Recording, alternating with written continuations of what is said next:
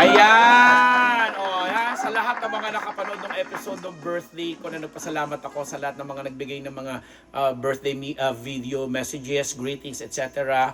Maraming salamat sa inyo. Hindi ko na kayo iisa-isahin kasi napanood naman ng ating mga ka-team unbettable dito sa YouTube channel ang sinasabi ko. Pero this time, nako, hindi ko nasilip ang cookie niya.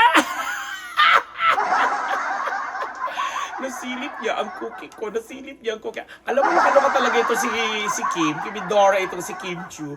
Ang ganda-ganda ang ganda-ganda nung trailer na, ang saya-saya. Kasi nga po, at this early, ang ganda na ng mga teaser na pinalalabas. Nagpa-press ko na sila kahit hindi kami naimbita. Pero kami naman ay may mga direct contact or may mga direct kaming linya sa mga tao sa production at sa ilang mga pangunahing bida ng upcoming movie for the very first time ng pagsasama ni Kim Chiu at saka ni Paul Avellino sa My Love Will Make You Disappear. Okay, una ako muna ibabati sa mga subscribers at mga fans, lalo na mga Kim Pao. Pero hindi ko talaga na-appreciate yung mga Kim Pao fans na biglang kung ano-anong tinatawag sa atin. Sabi, bakit biglang nagbago ang ihip ng hangin? Bakit biglang naging Kim fan ka?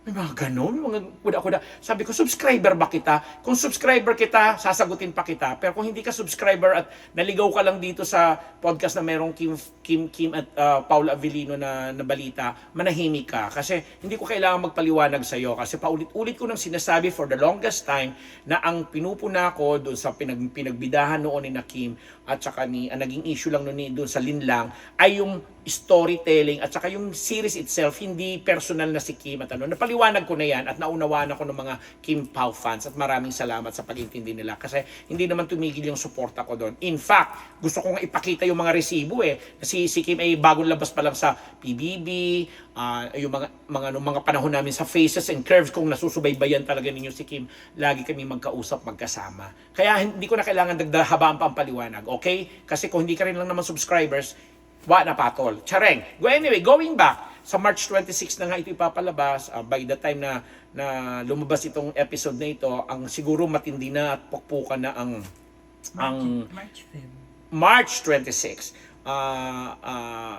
Pukpukan na ang promo kasi nga itong mga huling weeks ng mga huling araw ng Pebrero talagang nagsisipag na yun dahil natapos na nila yung pelikula. Sabi ko nga, nagkaroon na sila ng press conference at ang saya-saya lalo pat bago pa prior to that press conference, ang isa sa mga co-stars nila na si Wilma Dasent na chika natin ay talagang binuking na sabi niya na sa pamamagitan lang daw ng pag-observe niya ng body language ng dalawa, yung titigan, yung kung paano humawak si ganito sa ganyan, kung paano mag-responde ng simpleng gesture ang ibawat isa.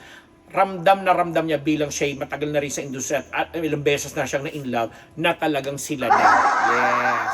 Hindi naman na kailangan confirm. Although sinabi dun sa isang minsan mag-guest sila sa TV Patrol na nasabi ni Kim, baka siya siguro may gusto. But anyway, alam naman natin si Kim luka-lukahan yan.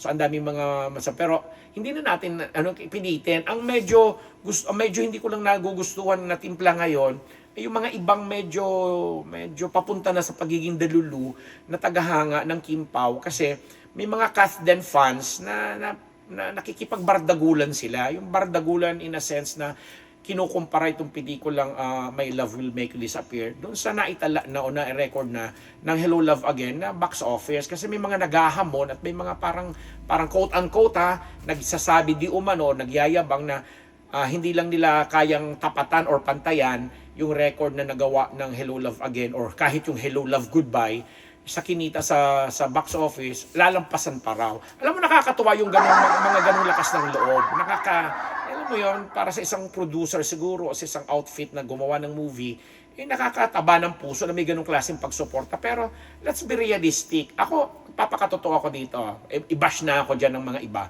Pero, di ba, unang-una, yung nagawa ng Hello Love Again, ay kung hindi man mahirap tapatan, pantayan o lampasan, lalo na ng lampasan siguro.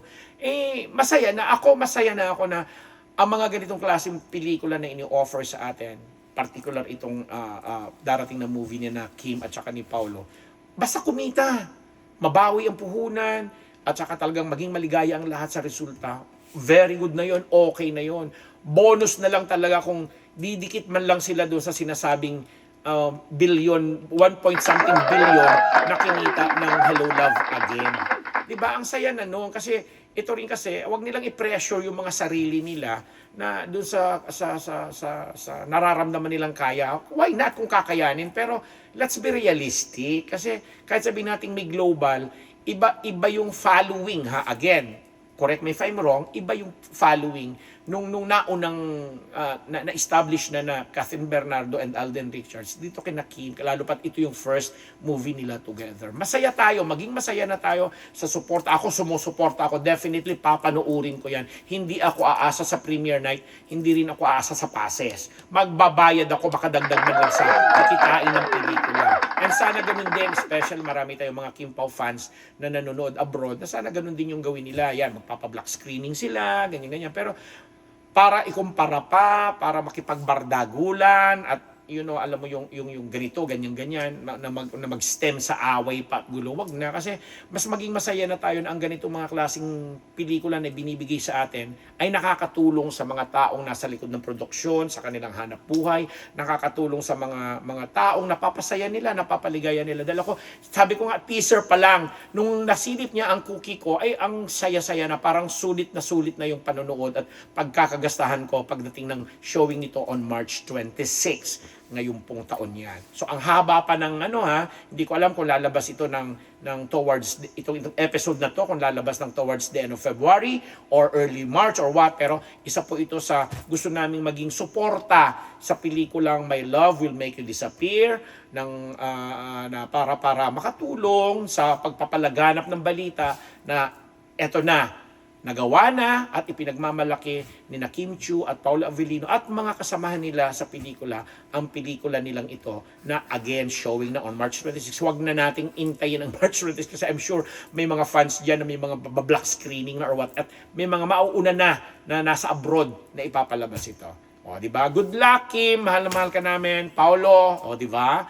Ako po ang inyong lingkod at gusto kong pasalamatan si Lakam Chuang at ang minamahal na atin ni Kim kasi siya talaga ang nagpaparating ng lahat ng concern, lahat ng tanong ko, lahat ng mga gusto kong marinig at mabalitaan from Kim Chiu. Kasi ako ang may rectang contact doon sa atin niya na talagang pinapahayag niya. Tapos sinasabi na lang nila sa akin, Kuya Ambet, hindi kami nagkita pa ngayon ni Kim kasi busy, anong kanilang shooting or may mga ganitong pag magkita man kami or magkabang-abot man kami, either paalis na siya paalis ako or may inaasikaso ako or siya naman tulong, nagpapahinga. Pero definitely kuya, nakakarating kay Kim ang lahat ng mga gusto mong iparating, ang concerns mo, ang tanong na nasasagot naman at ibinabahagi ko po ito sa inyo.